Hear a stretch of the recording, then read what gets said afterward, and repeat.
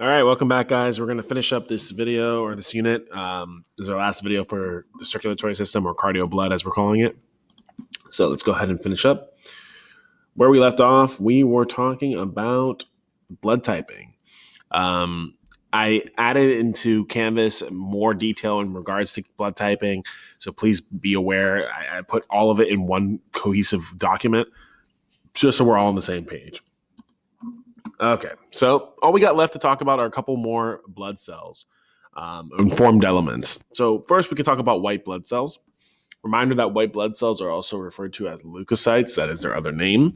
They help defend the body against a number of things like pathogens, toxins, abnormal cells, and damaged cells. Pathogens, by the way, basically can be summarized as anything that is a foreign cell. So a foreign cell, like bacteria, germs, viruses, other blood, someone else's blood, that's all considered foreign cells. All right, moving on.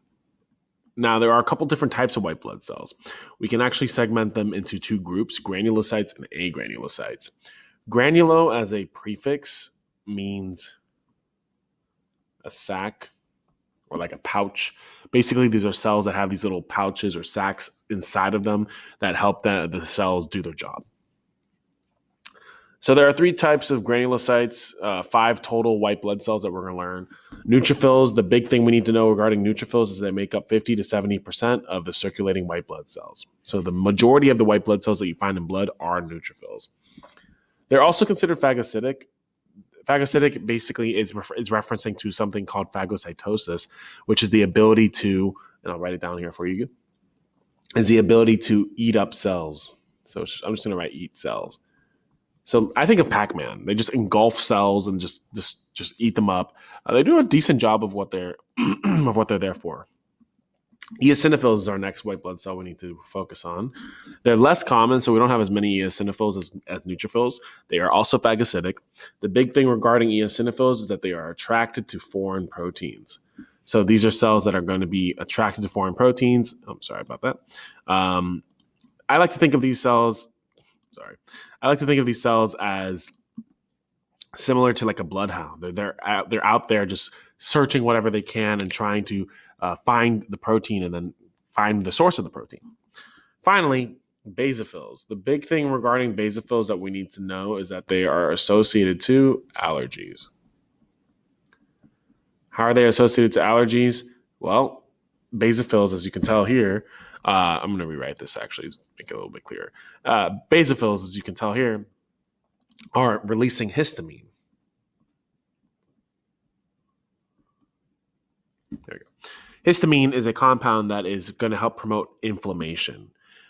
So the long story short in regards to allergies is that when you encounter something new, your body is going to recognize it and understand, is this something good for us? Is this something bad for us? What is this?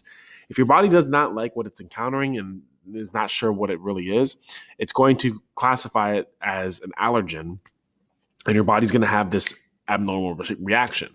Most of us have minor allergies to stuff that's not too serious, but some people have severe allergies and it can be fatal. So you have to be very careful with regards to that.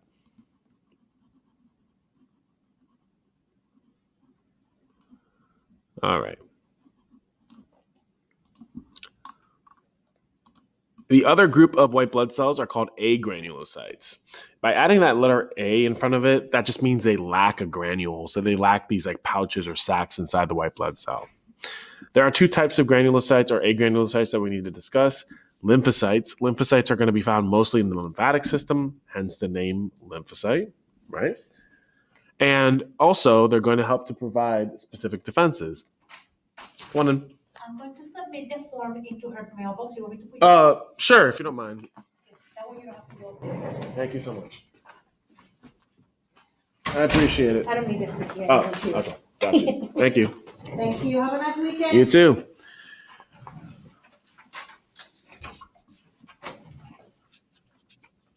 Sorry about that. I was just giving off a form for school-related stuff.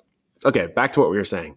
Lymphocytes are going to be found mostly in lymphatic system. They provide specific defenses. I like to think of your lymphocytes almost like the Navy SEALs. So they're like special forces.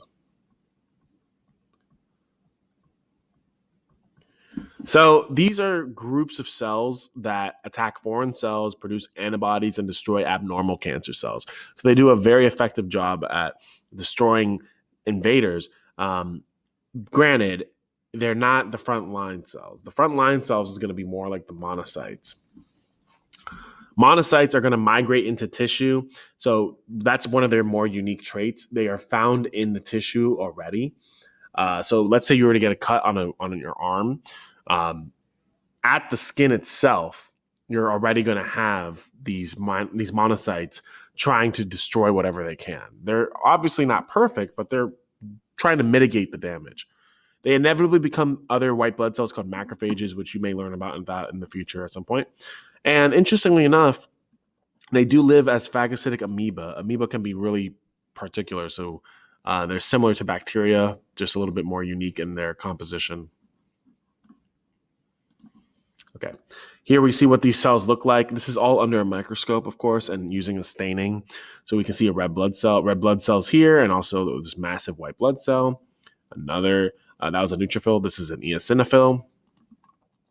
Here we can see a basophil. Here we can see a monocyte.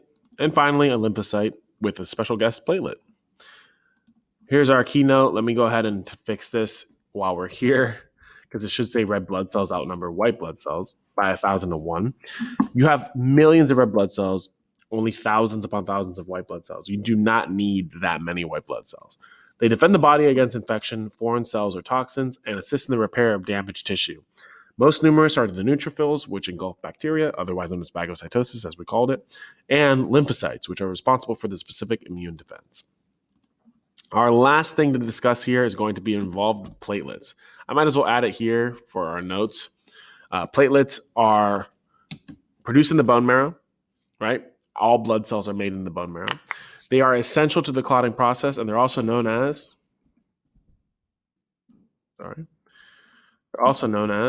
thrombocytes. So that is the other name for our platelets. Not quite sure why the bullet's not as large as the other ones, but it's perfectly fine. So again, I would make sure you know this name just in case you see that. But again, their big job is that they're essential for clotting. Maybe not as well known as red blood cells or white blood cells, but clotting is essential for keeping you alive, especially in the act of an injury. So how do they clot, or how do they undergo this clotting process? They undergo what's called hemostasis. Hemostasis, if you break that word down, hemo means blood, stasis means stop. Hemostasis is the process to stop the loss of blood from a damaged vessel, largely dependent on platelets and soluble proteins. So this is how we keep our body functional when you have a cut or a wound.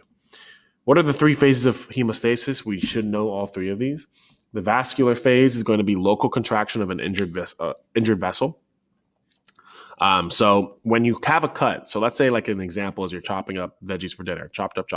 You slice your fingers. Immediately when the vessel is ruptured, the vessel itself is going to constrict. That's why in a lot of movies and a lot of TV shows, they always suggest if there's an open wound, you put pressure on the wound because you're preventing any further blood loss. After the vascular phase, you're going to have the platelet phase. The platelet phase is when the platelets, which are circulating in your blood, and remember, we don't have many of them and they're really tiny, they are actually summoned. There's special proteins that are released that are going to help bring the platelets to the site of injury. And they start to connect together like puzzle pieces. Afterwards, the final stage of hemostasis is called coagulation. Coagulation is when the clotting factors in the plasma, which we're about to talk about, form a blood clot. Is a blood clot a final solution, like we're all done? Not really. The point of a blood clot is to prevent further blood loss, but it's still not healed up. It's still going to take some time. Here we see a blood clot as far as what it looks like. You see some trapped red blood cells in the background, these tiny, tiny platelets, and you see this web-like structure called fibrin, and that's what we can see here a little bit clearer. In regards to fibrin, honestly, the only thing I need you to understand is that fibrinogen, which was a plasma protein, we talked about that in previous videos, when it goes through this whole cycle, which we don't need to learn it, it converts to fibrin. Fibrin is the stuff that turns into like a web, like you see on this last picture, and it intertwines itself through the platelets. That's what creates a clot. That's what allows it to create a clot so that you don't continue bleeding. Our keynote here, platelets coordinate hemostasis. If they are activated by abnormal changes in their surroundings, platelets release clotting factors and other chemicals.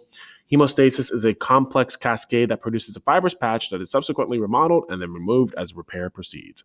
AKA, when the blood clot is there and it stopped the bleeding process, the blood clot actually hardens into what we commonly refer to as a scab. As much as, and it's the same thing with acne, as much as we like to pick at stuff and get rid of it, picking at a scab not only can reopen the wound and cause you to bleed, but it can also spread infection. Our hands are covered in bacteria, so by cutting it open, you now just made a direct access point to your blood.